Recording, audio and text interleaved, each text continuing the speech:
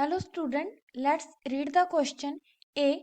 The RNA molecule are essential for cell function in both prokaryotes and eukaryotes. Reason, they play an important role in protein synthesis. तो question के अंदर mainly जो हमें की concept दिया गया है, की कॉन्सेप्ट वो है आरएनए। अगर हम आरएनए की बात करें तो आरएनए जेनेटिक मटेरियल की तरह काम करता है। जेनेटिक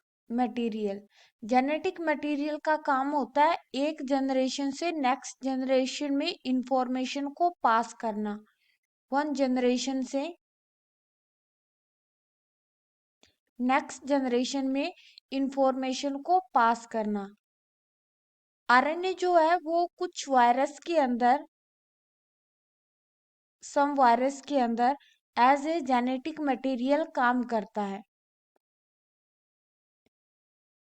तो ये जो आरएनए है वो जेनेटिक मटेरियल की तरह बिहेव करता है। आरएनए जो होता है वो नॉन जेनेटिक भी होता है। आरएनए नॉन जेनेटिक भी होता है। नॉन जेनेटिक जो कि मेनली बॉडी के दूसरे फंक्शन को परफॉर्म करता है। इसमें सबसे पहला आता है एमआरएनए, जिसे मैसेंजर एमआरएनए बोला जाता है। दूसरा होता है आरआरएनए। तीसरा होता है टीआरएनए। एमआरएनए की फुल फॉर्म है messenger RNA. Messenger RNA. RRNA की फुल फॉर्म है राइबोसोमल आरएनए। टीआरएनए की फुल फॉर्म होती है ट्रांसफर आरएनए। ये तीनों ही आरएनए प्रोटीन सिंथेसिस में हेल्प करते हैं।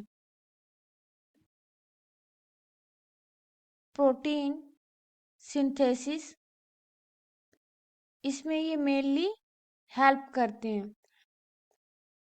तो अगर हम देखें, पहला है कि RNA molecule are essential for cell function in both and prokaryotes. ये सही है।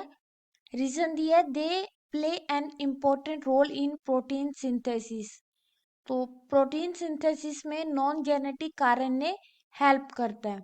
तो इसमें देखें तो हमारी दोनों ही स्टेटमेंट ट्रू है।